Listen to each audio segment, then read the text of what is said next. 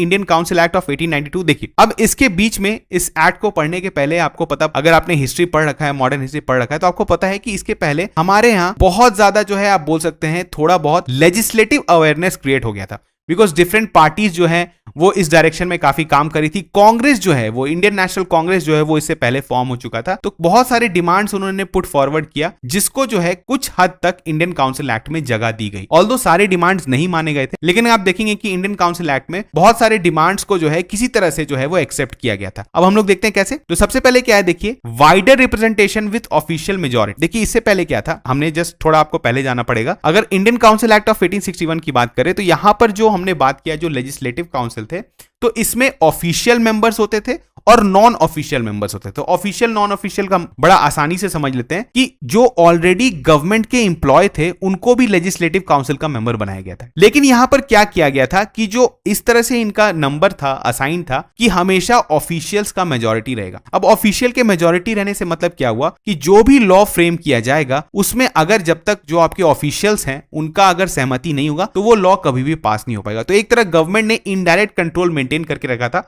Although उन्होंने बोल दिया था कि we are following some kind of democracy, some kind of parliamentary form of government, लेकिन स्टिल वहां पर क्योंकि नॉन ऑफिशियल्स का जो नंबर ज्यादा था तो कभी भी कोई लॉ जो है वो गवर्नमेंट के अगेंस्ट पास नहीं हो सकता था। तो यहां पर आप जो है इसको देखेंगे। अब यही जो हम लोग देखते हैं इंडियन काउंसिल एक्ट ऑफ 1892 की बात करें तो यहां पर क्या बोला गया, यहां पर थोड़ा रिप्रेजेंटेशन को वाइडर किया गया विथ ऑफिशियल मेजॉरिटी। यहां पर ऑफिशियल जो है, ऑल्दो यहां पर क्या बोल सकते हैं कि ऑल्दो थोड़ा सा इंक्रीज किया गया, लेकिन स्टिल जो है वो ऑफिशियल मेजॉरिटी अभी भी मेंटेन किया हुआ था। तो ये ऑफिशियल मेजॉरिटी आपको समझ में आया कि क्या मतलब हुआ। बेसिकली जो ऑफिशियल मेंबर्स थे उनका अभी भी नंबर जो है नॉन ऑफिशियल से ज्यादा था। Now it expanded the presence of additional non official members in both the central and the provincial legislature. देखिए इससे पहले क्या था, जो हमने बात किया कि जो नॉन ऑफिशियल मेंबर्स होते थे उनका नंबर जो था that was 6 to 10। Now this was increase to 10 to 16 members. यहां पे 10 to 16 मेंबर्स जो थे वो आपके नॉन ऑफिशियल मेंबर्स हो सकते थे in legislative councils. Although again हमने बोला कि स्टिल जो ऑफिशियल मेंबर्स थे उनका मेजॉरिटी ज्यादा था। चलिए अब हम लोग बात करें, देखिए ब्रॉडेंड लेजिस्लेटिव फंक्शंस। नाउ इसमें क्या हुआ कि लेजिस्लेटिव फंक्शंस को थोड़ा सा इंक्रीज कर दिया गया।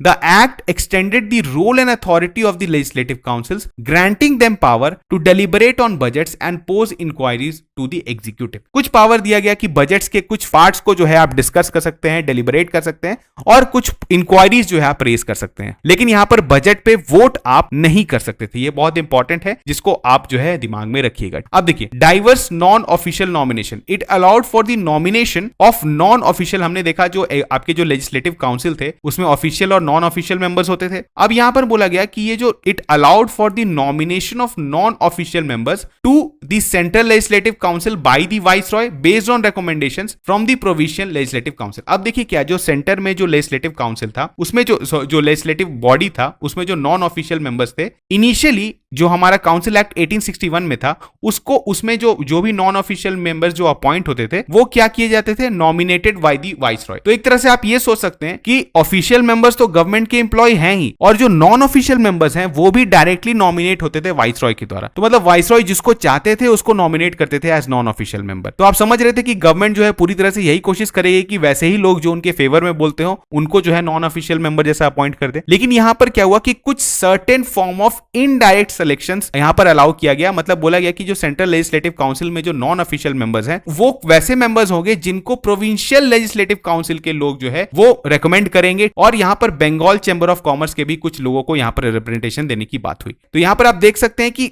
जनरली आप बुक्स में देखेंगे कहीं पर आपको दिया रहेगा कि it's somehow introduce some form of indirect election, लेकिन यहां पर ये इलेक्शन नहीं है। यहां पर क्लियर कट आपको समझना चाहिए कि यहां पर अभी तक कोई इलेक्शन इंट्रोड्यूस नहीं हुआ है, यहां पर अभी भी नॉमिनेशन की बात चल रही है। लेकिन यहां पर रिकमेंडेशंस जो थे वो कहां से आने लगे, प्रोविंशियल लेजिस्लेटिव काउंसिल से और बंगाल चैंबर ऑफ कॉमर्स से। तो यहां पर आपको बहुत क्लियर कट डिफरेंशिएशन पता होना चाहिए। हम लोग देखेंगे इलेक्शन जो था, जो hint of election that started from the, आप बोल सकते हैं काउंसिल एक्ट ऑफ 1909, जिसको मॉर्लेमेंटो रिफॉर्म्स भी हम लोग बोलते हैं, वहां से स्टार्ट हुआ था। लेकिन इंडियन काउंसिल एक्ट में कोई भी इलेक्शन इंट्रोड्यूस नहीं हुआ था। चलिए, the act made a limited and indirect provision for the use of election. देखिए यहां पर ये लाइन में ये क्लियर कट दिया हुआ है, लेकिन इस लाइन को आप ध्यान से पढ़िए। यहां पर इलेक्शन का मतलब नहीं है, ये इलेक्शन नहीं है, this is a form of nomination. भले आप जो है कुछ लोगों को रेकमेंड कर रहे हैं, लेकिन यहां पर कुछ इलेक्शन का प्रोसेस नहीं हो रहा है। एक्चुअल इलेक्शन जो है that will begin from the, हमने बोला 1909 के आगे। तो यहां पर हमने देख लिया कि इंडियन काउंसिल एक्ट ऑफ 1892 में क्या क्या इंपॉर्टेंट पार्ट्स थे from the perspective of polity.